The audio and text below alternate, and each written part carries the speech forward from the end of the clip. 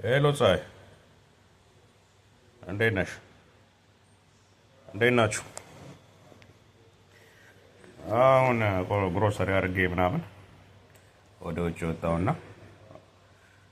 ቁርስ የሚበላ ምናምን ገዛዛውና ግሮሰሪ ገዝቼ አሁን ቁርስ በልቼ በቃ አሁን ስልኬን ቻርጅ እያደረኩኝ ነው።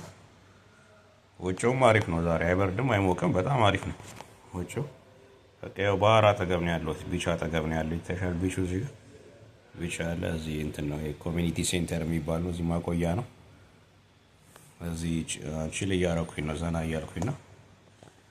እና በቃ ቁርስ በልቻለሁ እና ጥሩ ነው ያለው፣ ሰላም ነኝ ያለሁት። በደንብ ተኝቻለሁ። አንድ 7 ሰዓት ያህል ተኝቻለሁ። አንድ ለ7 ሰዓት ያህል ተኝቻለሁ።